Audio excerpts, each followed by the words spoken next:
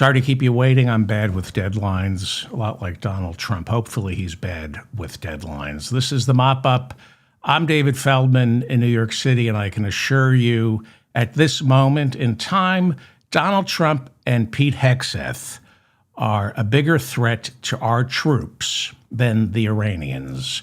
We are live right now in New York City, where the time is 6:16, and in little under 2 hours, Donald Trump's deadline for Iran to open the Strait of Hormuz expires. And then, according to Trump, he will begin piling on more war crimes on top of the ones he's already committed. He claims if Hormuz doesn't open by 8 p.m. Eastern, it will be Bridge and Power Plant Day. That in a period of 4 hours, starting at 8 p.m. Eastern tonight, quote, a whole civilization will die, never to be brought back again. Maybe something revolutionarily wonderful can happen to avoid the attacks. We will find out tonight, one of the most important moments in the long and complex history of the world, unquote. In the days leading up to this moment, I joke that Trump kept extending the deadline for Iran to open Hormuz the same way during his first administration. Every week was infrastructure week. I flippantly said during his first term, every Monday, his press office would declare the president is going to spend the entire week rolling out his big plans to rebuild our nation's crumbling infrastructure. And then some crisis triggered by Trump's incompetence would immediately necessitate wiping Infrastructure Week off the calendar. So in the lead up to this evening's deadline, which Trump has continued to move, originally the deadline was last night at 8 p.m. Eastern, but he gave them an additional 24 hours. He said he gave them an additional 24 hours because I'm a nice guy. That's what he said during his Monday press conference. So I flippantly said this is destroying Infrastructure Week. He'll threaten to destroy Iran's entire infrastructure. He's going to threaten war crimes on an industrial scale, and then it won't happen. Well, he has been committing war crimes already on an industrial scale. I'm hoping tonight he comes to his senses. I don't think he will. I leave a comment. Despite Trump always chickening out, some were calling this Taco Tuesday, never underestimate Donald Trump's ability to destroy millions of lives along the road to his ultimate act of cowardice. On January 6th, he eventually chickened out. He didn't invoke the Insurrection Act. He didn't order our troops to restore order to the disorder he created. He just sat there, and then eventually he chickened out and told his goons to go home. But January 6th remains the single bloodiest day inside our Capitol since the War of 1812. It was, in the end, a slow-motion insurrection that began as an illegal act of sedition, but through a series of court rulings and electoral victories over a period of 4 years, Trump turned it into a legal coup d'etat. Hitler went to prison for his beer hole putsch. Trump went to Mar-a-Lago. For Hitler to assume power legally after his insurrection, it took him 10 years. Trump took fewer than 4. Never underestimate Trump's capacity to do whatever it takes to feed his psychosis. We are talking about a borderline schizophrenic with delusions of grandeur who is inside his brain. These delusions of grandeur are feeding off what's left inside that brain, the brain of the world's greatest con artist. He is the world's greatest con artist. Now, a majority of Americans have always known Trump for who he is. The problem has always been the easily duped, and even worse, the people who know Trump is a fool, a dangerously malevolent and vindictive emotional cripple, but they find him useful, or even worse, a kindred spirit. And then there are the murderously feral true believers like Pete Hegseth, who have taken their bloodlust and twisted it into a perversion of Jesus.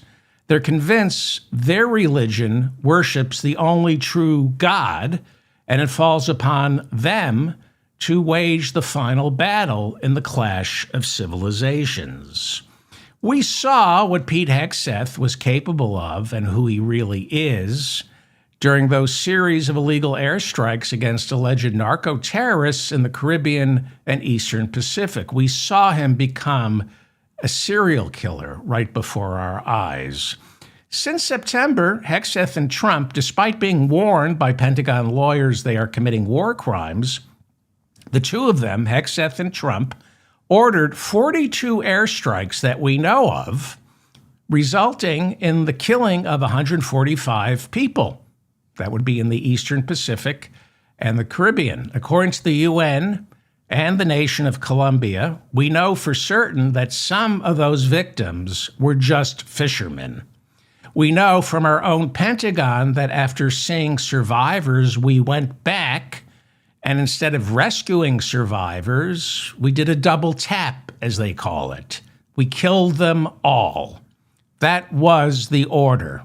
Go back and kill them all. At first, the reports were that it was Pete Hegseth who gave the order to kill them all, but Admiral Frank Bradley, who was running those missions, later told Congress, no, I gave the order to kill their survivors. He said, but nobody ever said kill them all. Well, Bradley and Hegseth still have their jobs.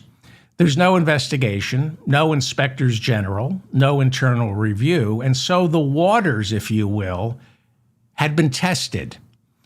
We now have a defense secretary covered in neo-Nazi tattoos invoking the Crusades, which was Europe's war on Islam. He has the taste now of blood rolling around inside his rabid mouth, and he's addicted.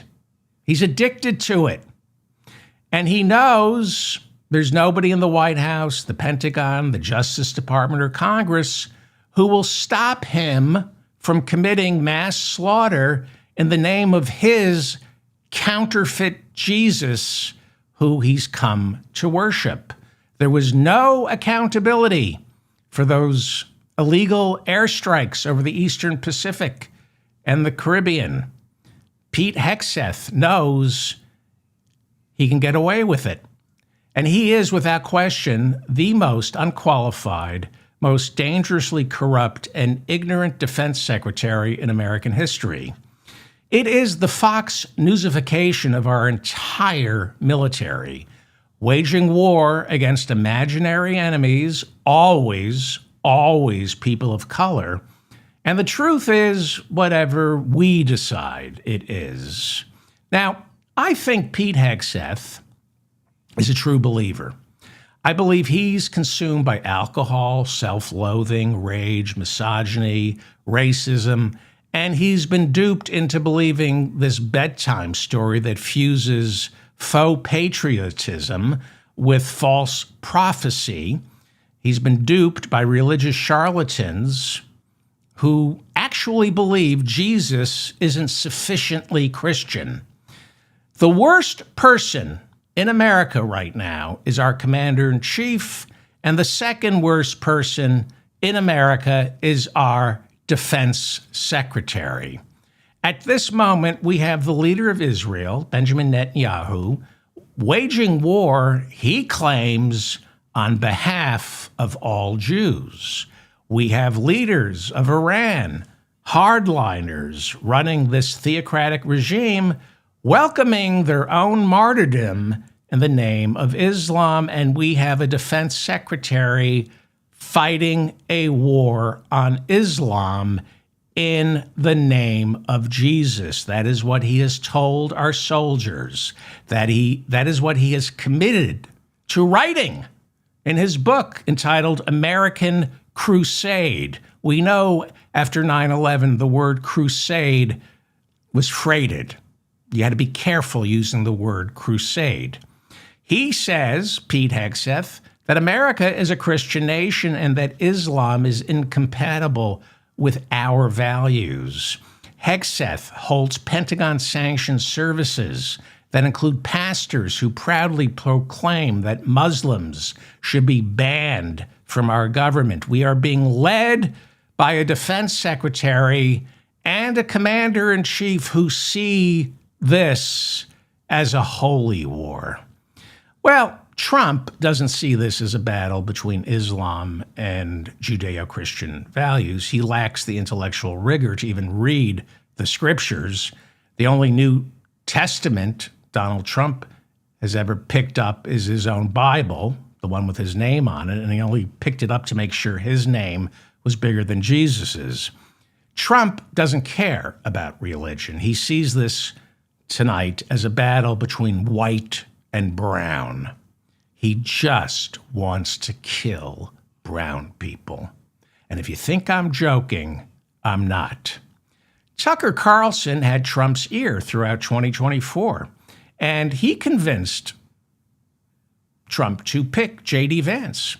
Tucker Carlson, however, is now calling the war in Iran vile, a betrayal of MAGA's America First values, a betrayal of Trump's promise to put an end to our forever wars.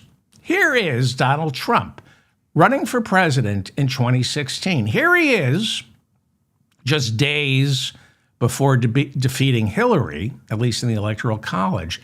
Listen to him, and you can understand why some people believed him and voted for him.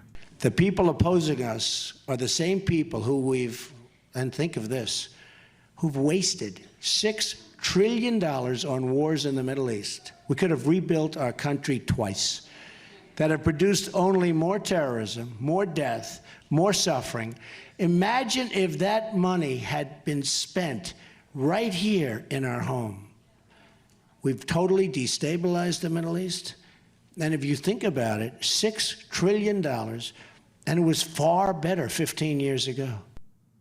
So, if you're in the military, if you have a loved one in the military, you might vote for Donald Trump in 2016 because he was promising to put an end to these forever wars. Well, Tucker Carlson has become a Christian, a devout Christian, since he was canned from Fox News. He's a devout, racist Christian, but at the same time, he seems to embrace Jesus's teachings when it comes to world peace. We'll see how long that lasts. Carlson hates Israel. It's filled with the two people he hates the most, Jews and Arabs. And he has said Benjamin Netanyahu is running America's foreign policy through the Knesset. Since the war, Tucker Carlson has turned on Donald Trump. And with tonight's 8 o'clock deadline quickly approaching, Carlson is now calling Trump the Antichrist. Aaron Blake, who used to write for the Washington Post, is now writing for CNN's website, which is worth subscribing to, at least before Barry Weiss gets her hands on that too. I think CNN soon will be answering to Paramount and the odious Barry Weiss. Well, Aaron Blake writes that since Trump began the year waging war, first on Venezuela and then Iran, Tucker Carlson has come to realize Trump is not a real Christian. Carlson said Trump attacked Venezuela to steal the oil. Pure and simple. It was just about stealing oil, and Carlson says that goes against the teachings of Christ. Carlson, at least according to Aaron Blake, says that Trump wasn't making a mistake when he didn't place his hand on the Bible during his 2025 inauguration. Now, I noticed that too, and I'm glad Carlson said this because I didn't think it was a mistake either. I thought it was intentional. Carlson sees this as a sign that Trump is the Antichrist. Carlson, according to Blake, on Monday, this is what Tucker Carlson said, according to Aaron Blake. He said Trump's threats to blow up bridges in Iran are both war crimes and moral crimes. And then Carlson, this is Tucker Carlson, accused Trump of hitting Iranian schools on purpose. He said these are not mistakes. What do you think? We have these precision-guided missiles, $3 million each, a Tomahawk, which can hover. It has a camera on its tip. You can watch where it's heading. You can turn it around. Do you think that strike on Manab, the school in Manab, you think that was a mistake?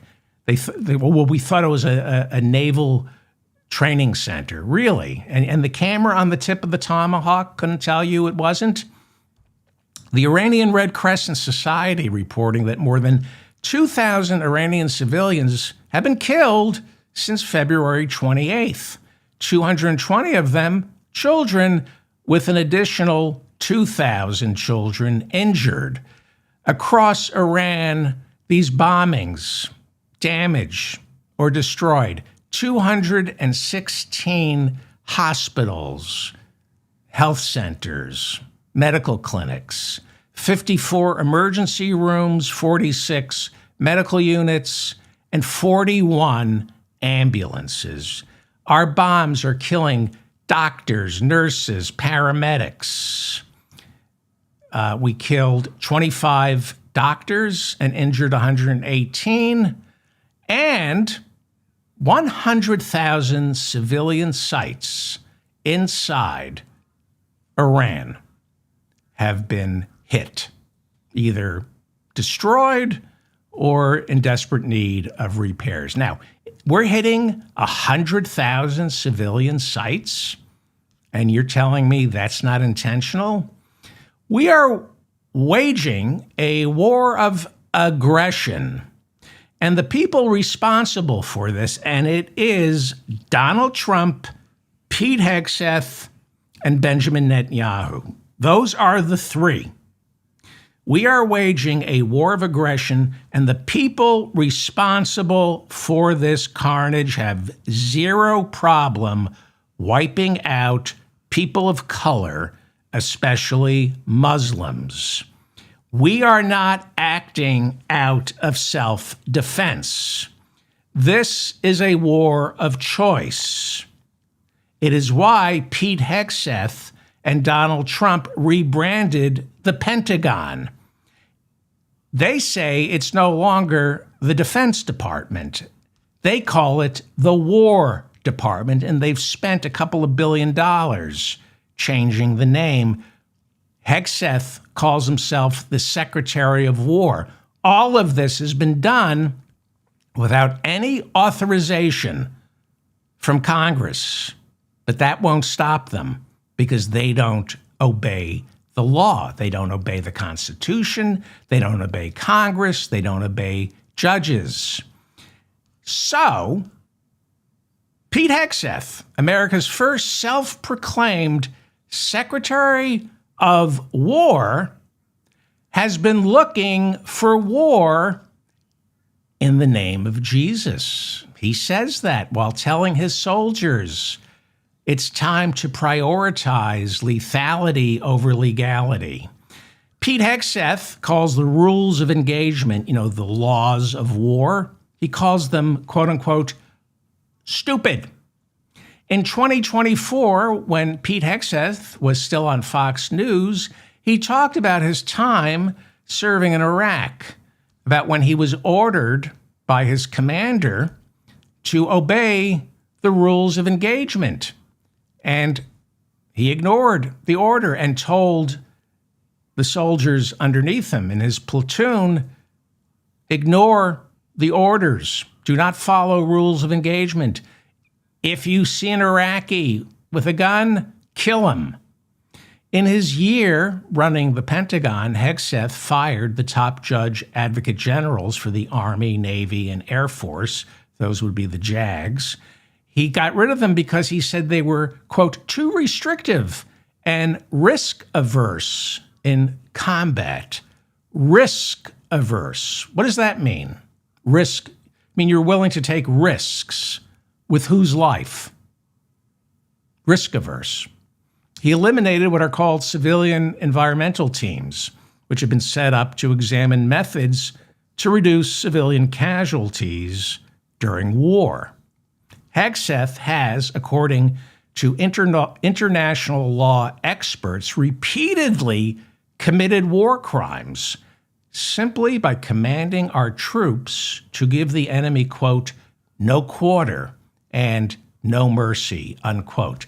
That's a war crime for a defense secretary to command our troops to give the enemy no quarter, no mercy.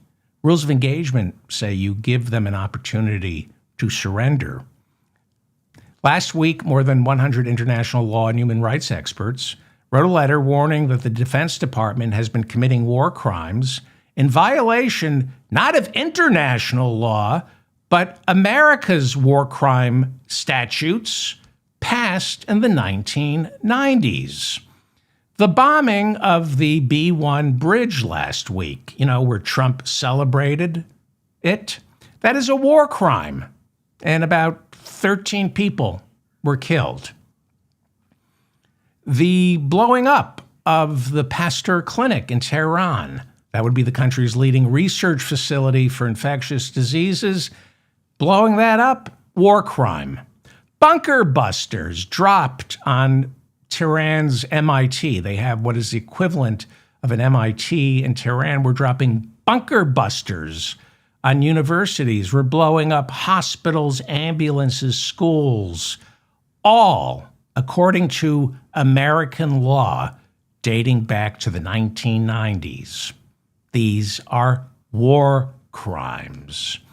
Retired Lieutenant General Russell Honore, I apologize. I remember him. He was sent in to clean up the mess George W. Bush created after Hurricane Katrina. We had troops in Iraq in 2005, so when Hurricane 5 hit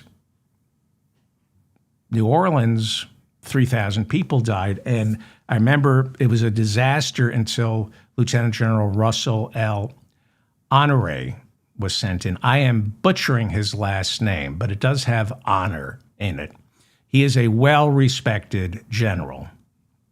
When the Iranians shot down one of our jet fighters on Friday, and we had, at the time, a missing airman, General Honore lashed out at our Defense Secretary, Pete Hegseth, calling his commands to give the enemy no quarter.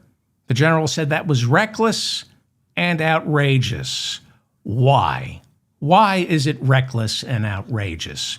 The general warned that Hegseth, celebrating his contempt for the rule of law, the rules of engagement, calling them stupid, the general said that is what gets downed American pilots tortured and killed.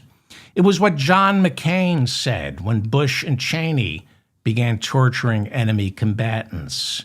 McCain said, "We don't torture because we don't want to be tortured." McCain was tortured, and he warned, when we lose the moral high ground, when we disobey the Geneva Conventions, our enemy sees no reason to obey them either. And that makes it dangerous when we have our soldiers being held as prisoners of war. In their letter accusing Hegseth of war crimes, the lawyers and human rights experts warned that his rhetorical flourishes might sound energizing, might animate the soldiers and play to the bloodlust of his commander-in-chief, Donald Trump. They wrote, these words uttered by Pete Hegseth are dangerously short-sighted, because what we do to our enemy will do to us. And as I've been saying on this show since the beginning, what we do to others overseas, we eventually do to ourselves. Trump right now is committing war crimes. The mere act of threatening to bomb Iran back to the Stone Age, that is a war crime. The mere threat, the command, is a war crime. It's not protected by freedom of speech. This is a commander-in-chief. This is a defense chief who are bigots, white Christian nationalists who are not just waging war on Islam overseas. They are waging war at home on our own soldiers, canceling Good Friday masses at the Pentagon for Catholics, while at the same time holding Protestants-only Good Friday celebrations. They do not hide their contempt for anyone who isn't a white Protestant heterosexual male. We knew what Pete Hegseth thought of women. His own mother put into writing that, quote, "You're a serial abuser of women and I'm sick of it," unquote. We know Pete Hegseth had to pay 50 grand to silence the woman who accused him of rape. We know Pete Hegseth's sister-in-law from his second marriage was willing to testify during confirmation hearings that Hegseth beat his second wife, that she would hide in the closet and call Hegseth's sister-in-law, begging for help. We know Pete Hegseth fathered a child with his current third wife while he was married to his second wife. He admitted to 5 affairs while married to his first wife. He had 3 kids with his second wife, left her, and the kids, while still married, he fathered another child with the woman who later became his third wife. That kind of behavior disqualifies you to be defense chief. He disqualified himself to serve as defense chief also when he repeatedly said women are not fit for combat. And that is why females serving in our military say since Hegseth took over, he has created, quote, a pervasive vibe of gender and racial discrimination. It's not just renaming Fort Bragg, giving back Fort Liberty the name Fort Bragg, which is once again named after General Bragg, a genocidal, slave-holding Confederate general who was horrible general. I mean, you might as well, it would be more patriotic to name a base after Custer than Fort Bragg. He's taken down, well, actually not. It would be tantamount to calling it Fort Custer. He's taken down pictures of the Tuskegee Airmen inside the halls of the Pentagon. He's replaced pictures of the Tuskegee Airmen with pictures of his third wife, Mrs. Hegseth, the one who served our country valiantly by carrying on an affair with Hegseth while he was still married to his second wife and the father of his second wife's 3 children. That's how she served our country. Her pictures plastered all over the walls of the Pentagon. She didn't serve. Tuskegee Airmen did, but she's white. He's removed all photographs honoring civil rights heroes who served in our military, photos of Jackie Robinson and Harvey Milk.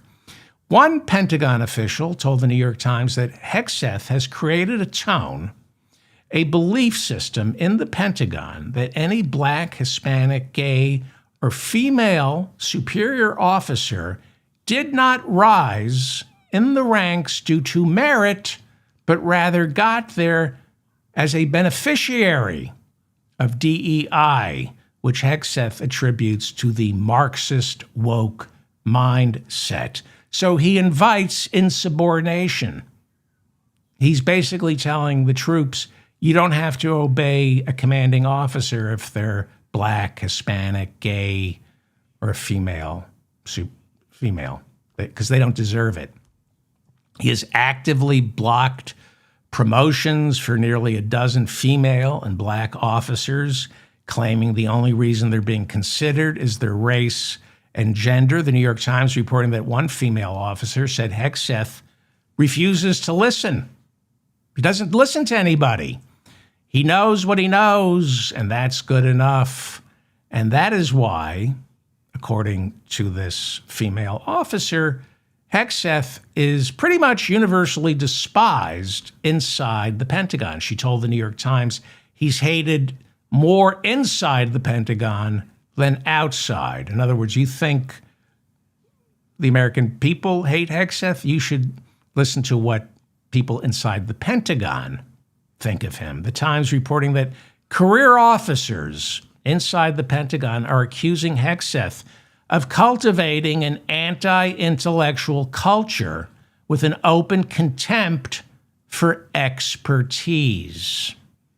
This flows down from our commander-in-chief, who insists, despite never serving in our military, he insists, despite 6 draft deferments, medical deferments from phony bone spurs, Donald Trump claims to know more than his generals, who he calls stupid, cowards, and babies. The Times reporting that anyone who questions Hegseth's ideas or offers an alternative piece of advice that Hegseth feels is contrary to his mission, well, they're labeled disloyal and eventually transferred, fired, or demoted. We saw that last week when out of nowhere Hegseth announced Army Chief of Staff General Randy George was being forced to take early retirement. Why? Because Hegseth's decisions are rooted, according to some, in his deeply twisted interpretation of the Gospels, coupled with what has been described as a bloodthirsty and feral lust for violence.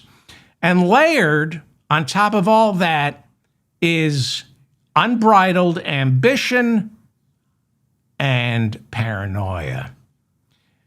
He has a fear that Trump is going to publicly humiliate him by replacing him with Army Secretary Dan Driscoll.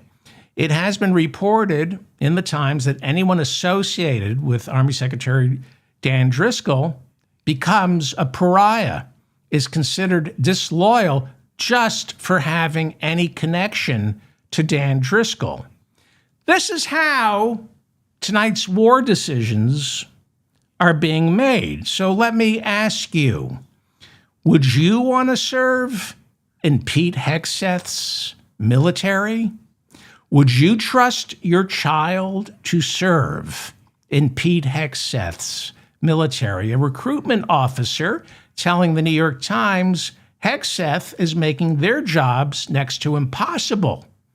It's hard to recruit new soldiers because parents view Hegseth's cavalier attitude towards war. They see his bloodlust and they think, I cannot trust my child with this man. Would you? Would you trust your child with Pete Hegseth? Texas House Democrat Pat Fallone sits on the Armed Services Committee. He appeared on Fox News earlier this week. He said putting American boots on the ground inside Iran will be necessary now to defeat the enemy. So 12% of Americans oppose boots on the ground. Most Republicans were saying they oppose boots on the ground, but Trump has created a mess. And now we're beginning to hear the calls for a ground invasion. Fallon says he doesn't see any other way to get Iran to open up the Strait of Hormuz. He says there's no other way to topple the regime, and we won't be safe until this regime is toppled. He said, and I've heard this since I was a kid, every war, we can't leave until the job is done. Well, how about you don't take the job in the first place? How about we stop giving people like Congressman Fallon, Donald Trump, and Hegseth jobs in charge of our military? So this POS, Fallon, is on the Armed Services Committee, and he's saying we need to send in ground troops because he's optimistic. He said, once we put U.S. troops on the ground, the Iranian people will rise up. Yes, of course they will, just like they did in Iraq. They will rise up against American soldiers.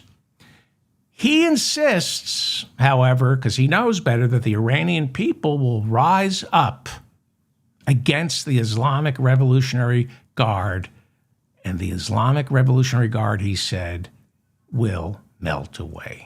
That's what he says. Now, we should respect Congressman Fallon. I don't mean to be disrespectful, because he did serve in the Air Force during the first Gulf War. So we have to respect his service during the first Gulf War when he lost all his hair. Look at that. He has to wear that helmet, or maybe it's a toupee, to cover up his tragic loss of hair. It's very sad. He was stationed at Shepherd Air Force Base, Wichita Falls, Texas.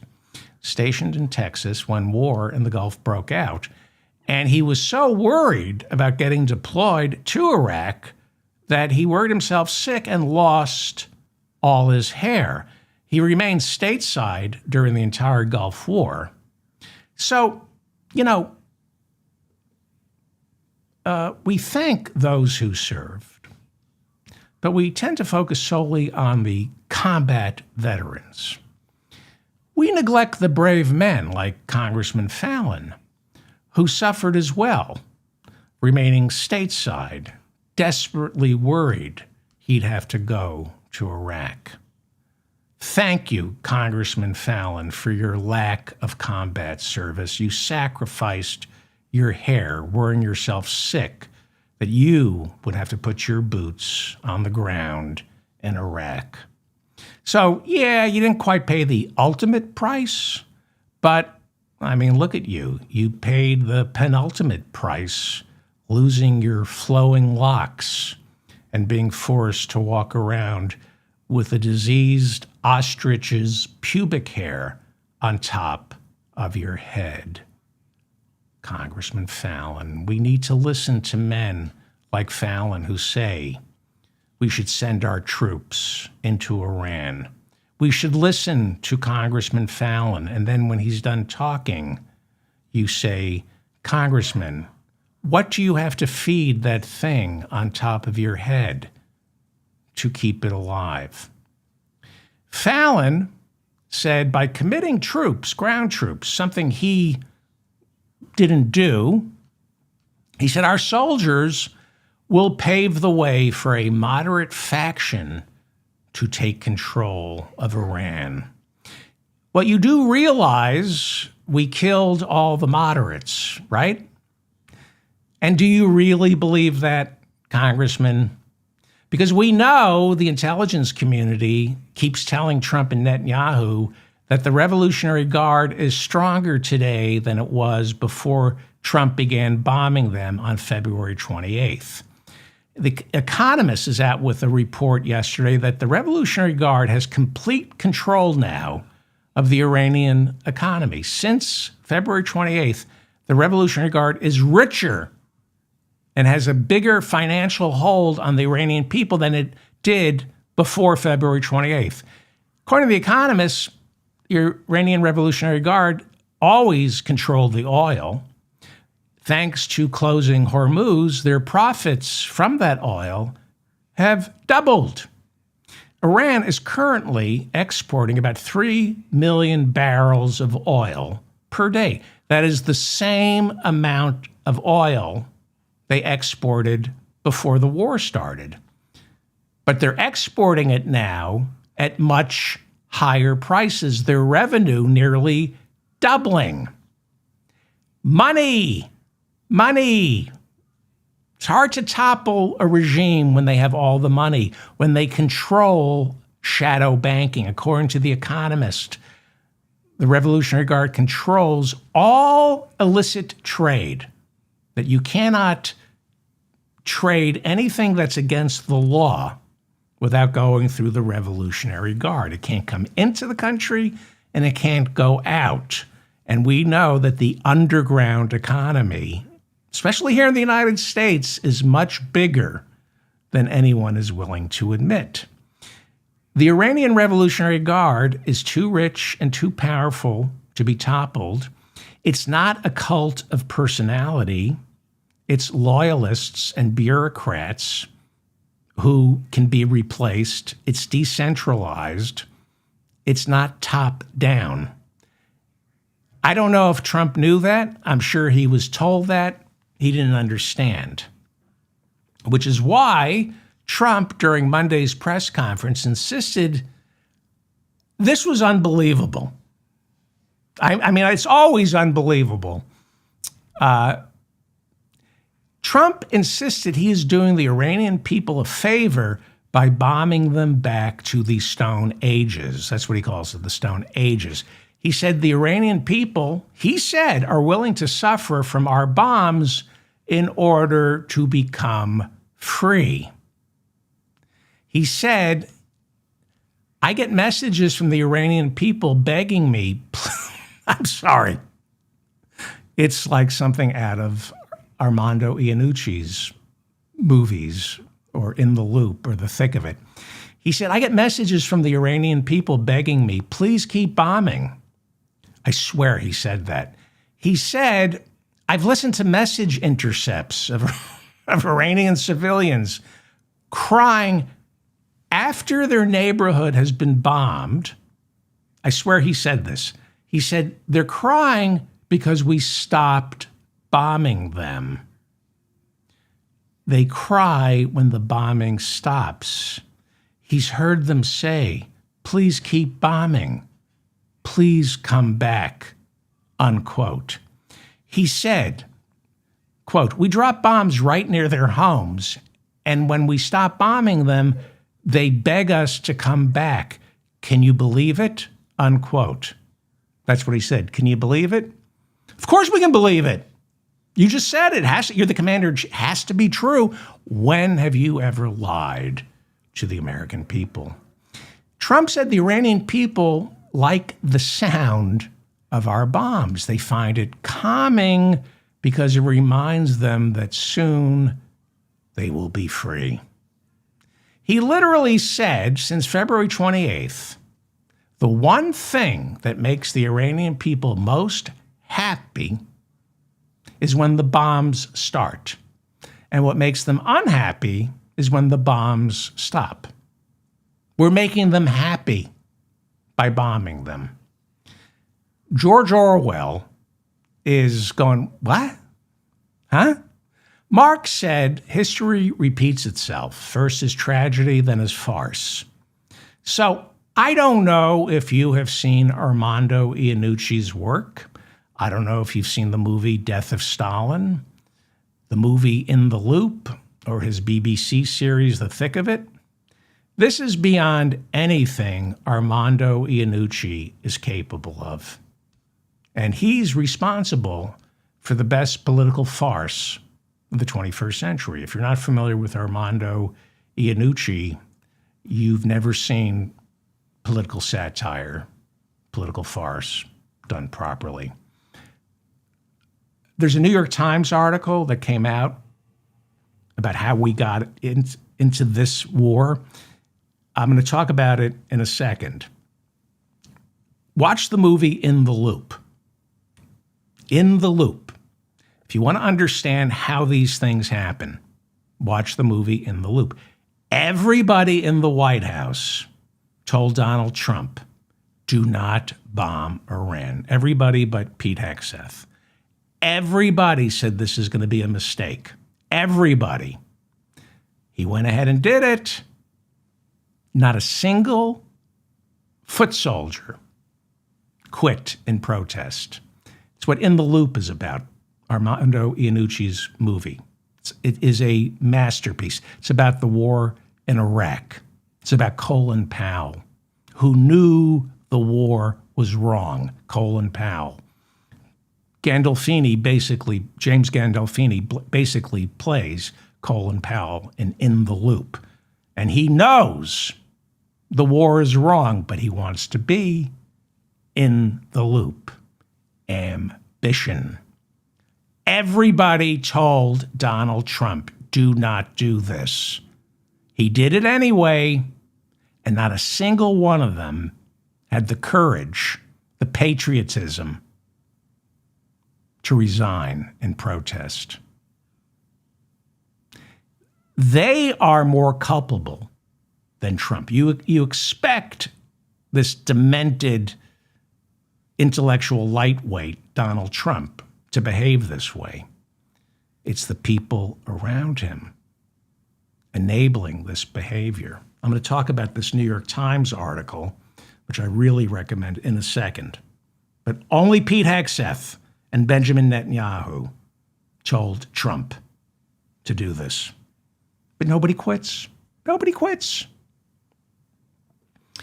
Trump said during his press conference that the Iranian people will fight against the regime as soon as they can get weapons, unquote. Who wants to enlist?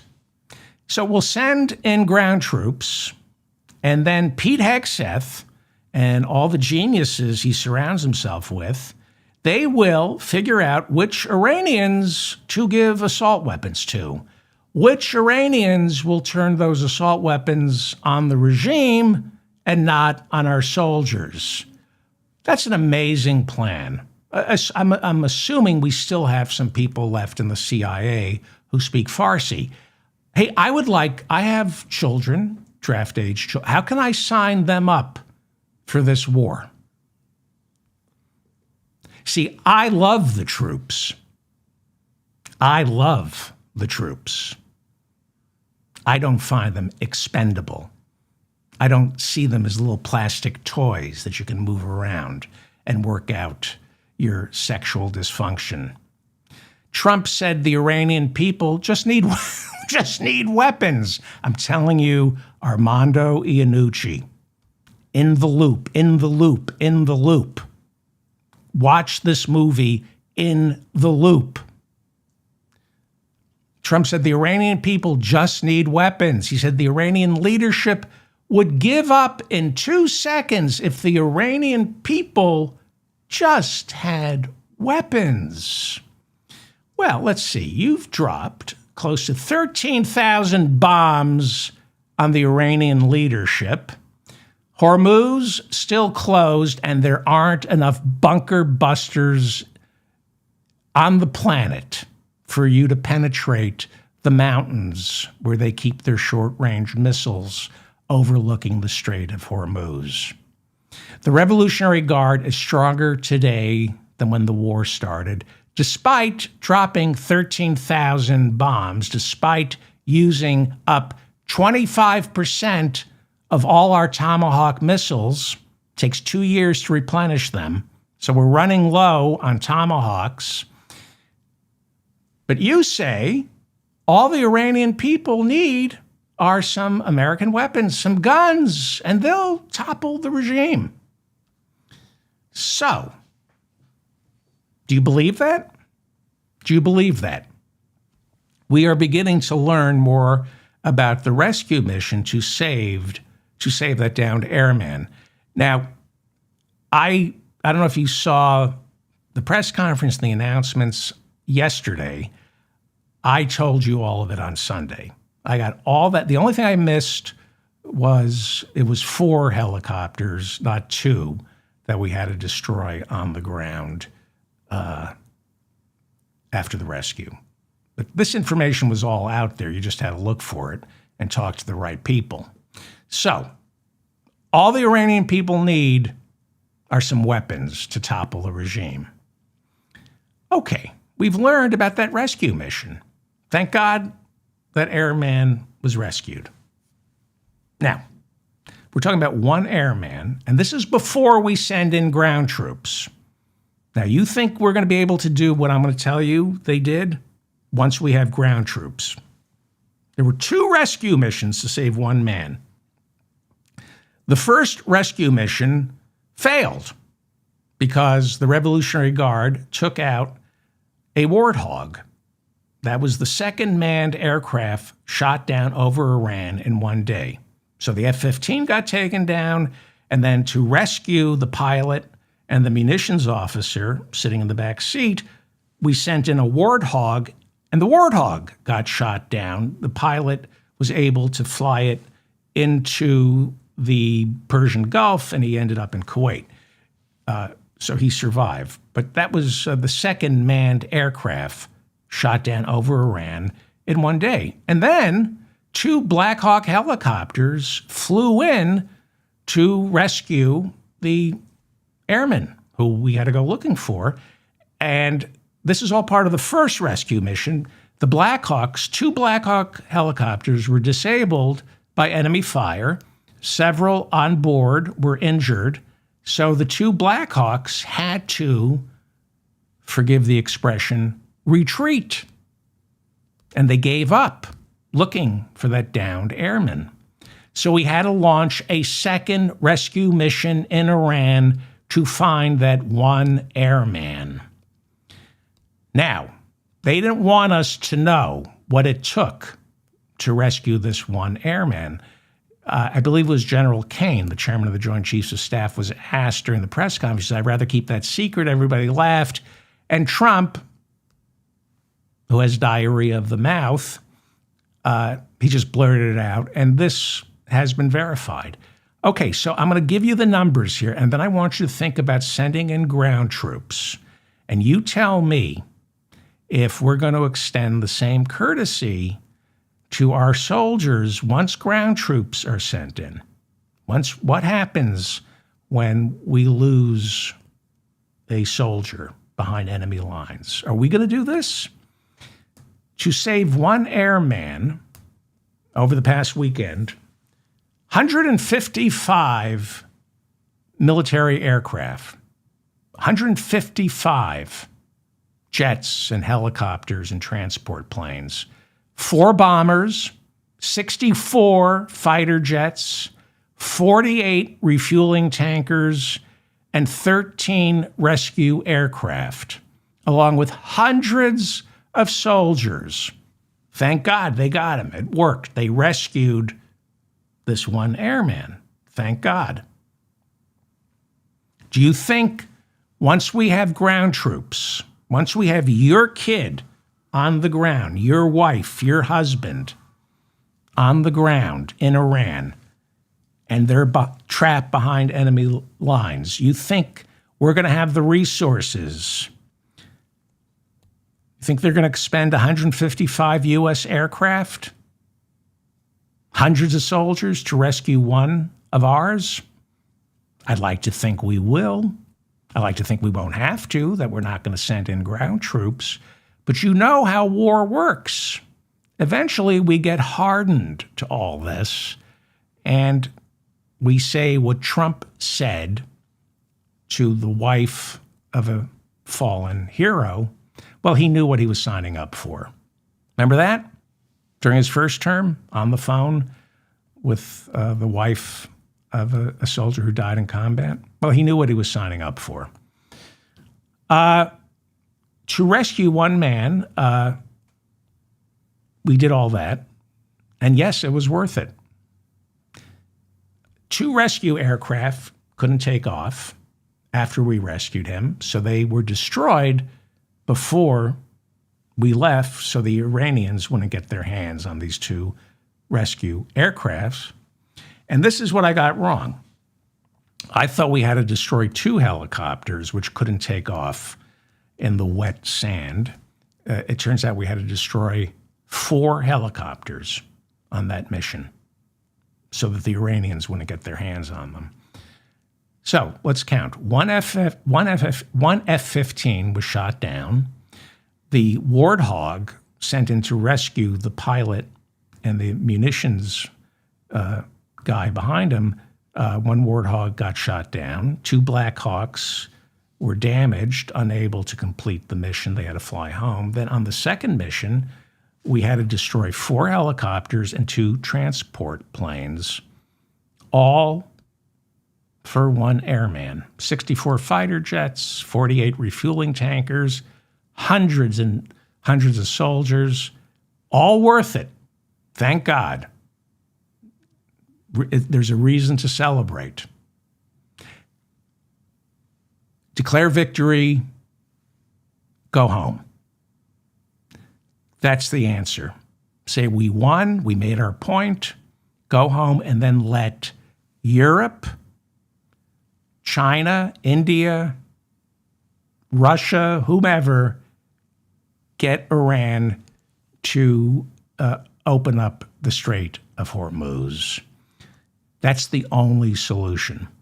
It is the only solution, is to declare victory, leave, lie, say we don't need the oil from the Persian Gulf. We're not affected by it. Yes, we are. We are the biggest exporters of liquid natural gas and petroleum products.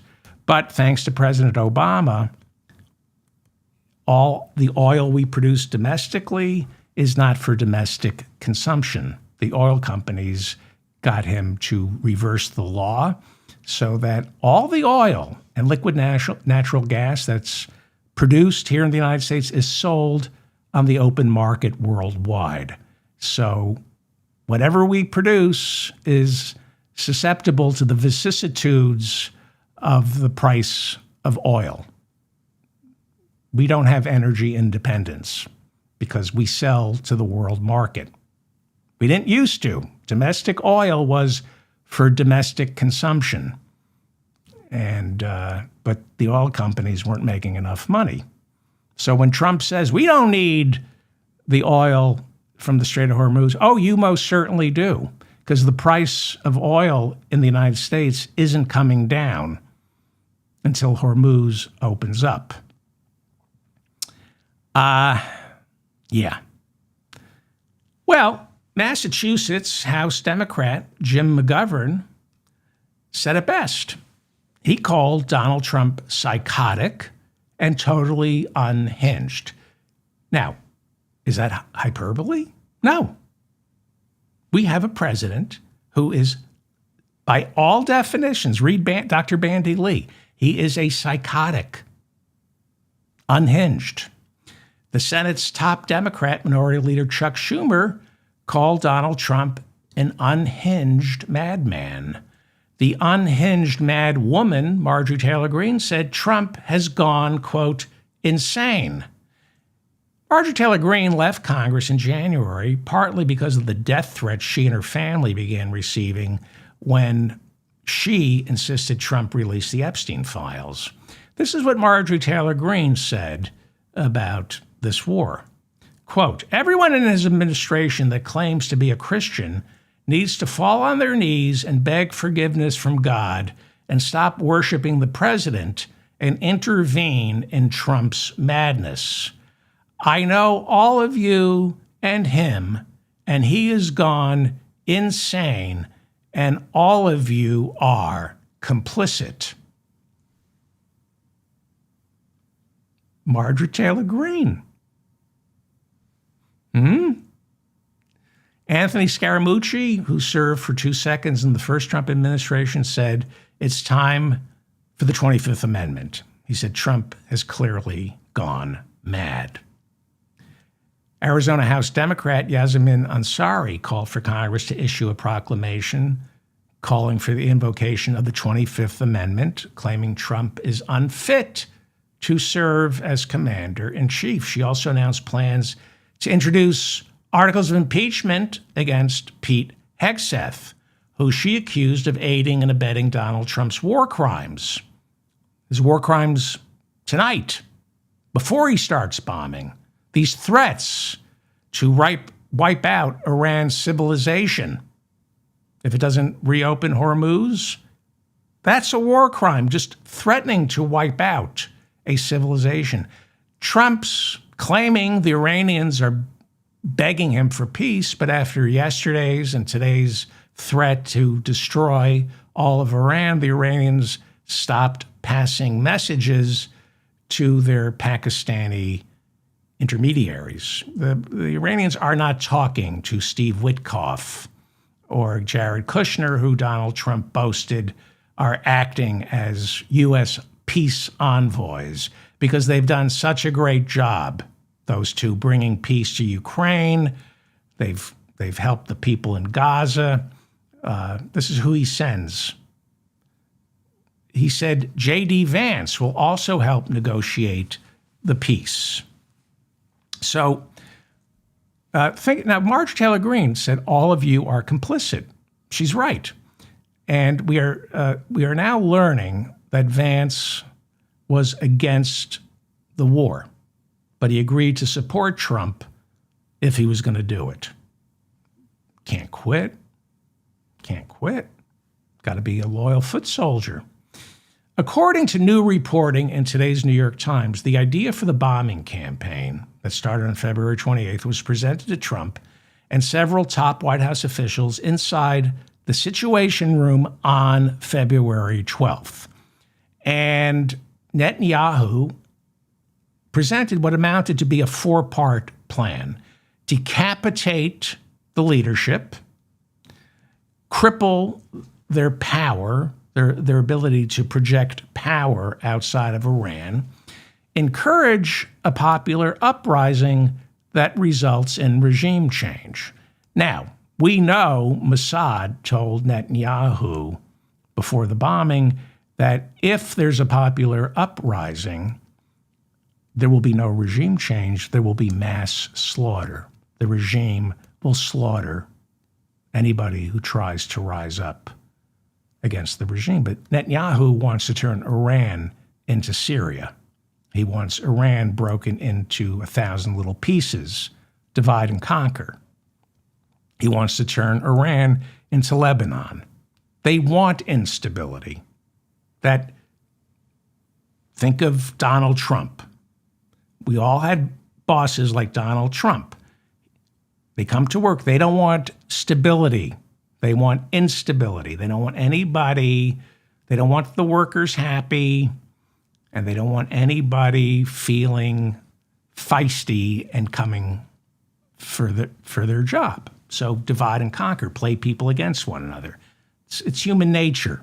So that's what they want, Iran broken into little pieces. Well, CIA Director Ratcliffe, who never served in the military, he described the Israeli regime change scenario as, quote unquote, farcical. Good choice of words. Secretary of State Marco Rubio agreed with Ratcliffe, calling the scenarios, quote unquote, BS. I won't say the word. It's in the New York Times. I'd rather not, but BS.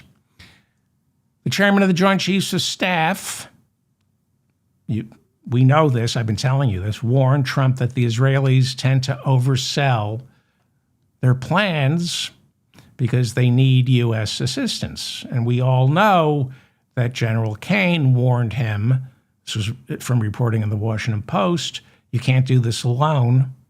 You need our European allies, and we don't have enough munitions. Even his chief of staff, Suzy Wiles, said, I don't think it's going to work. It was J.D. Vance, his vice president, who warned that this war would cause chaos in the Persian Gulf, and it would be a betrayal to MAGA voters. So he was the most forceful opponent of the bombing campaign, alongside Tucker Carlson. Tucker Carlson, who was responsible for J.D. Vance getting picked as vice president. We are now learning through the New York Times that Tucker Carlson was visiting the White House in mid-February, and he was warning Donald Trump, do not do this. It's a betrayal. You promised to put an end to these forever wars. And Trump didn't listen to him, did not listen to Tucker Carlson, did not listen to J.D. Vance, didn't listen to Suzy Wiles, didn't listen to John Ratcliffe, his CIA director, didn't listen to his chairman of the Joint Chiefs of Staff, General Kane. He didn't listen to Marco Rubio. There was one person who told him to do it. Defense Secretary Pete Hegseth. He was the one who said, let's do it. Trump ignored everyone's advice except Pete Hegseth's and Benjamin Netanyahu, and here we are on the brink. We have 40 minutes. Let me check. Let me just make sure. Maybe there's, God willing, there's something. We got a ceasefire. U.S. and Iran agree to a ceasefire. Pakistan brokered a deal. This from the New York Times. The agreement was contingent on Iran reopening the Strait of Hormuz. It was announced by Mr. Trump in a post on social media after Pakistan, the mediator in the dispute, urged him to stand down. This happened 6 minutes ago. So that's...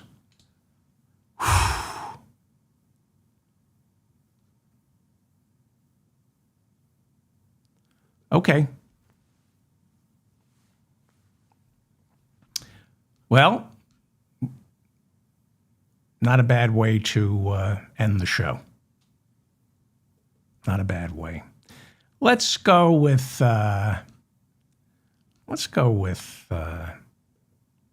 Monday, Easter Sunday. You know what? Let's calm down. Our First Lady, Melania, they had the Easter egg roll on Monday, and all the kids were sitting around. Let's listen to Melania reading us a bedtime story so we can sleep soundly tonight. The little bunny, I will become a little sailboat and I will sail away from you. If you become a sailboat and sail away from me, said his mother, I will become the wind and blow you where I want you to go. So look at this, look at his ears. Isn't he cute, isn't he? Yeah. If you become the wind and blow me, said the little bunny, I will join a circus and fly away on a flying trapeze. It's a happy day. It's a happy day. What did Jeffrey Epstein say when you first met him? Blow me. Oh, okay. All right. Thank you, Melania. Blow you. Blow me, blow you. Wasn't that a song by Lionel Richie? Blow me, blow you. No. I'm David Feldman. I'm happy now. Well, I mean, there's still, it's a good way to end the show. We'll see what happens. But it looks like, yeah. I'm David Feldman, reminding you to stay strong and protect the weak. Thank you to Bob and Mila in the chat room and for keeping the conversation civil. If I made any mistakes, leave a comment. Subscribe to my newsletter. Subscribe to my channel. I think that covers it. Hit the like button. Hit the notification bell. My next show will be Thursday at 6 p.m. Thank you.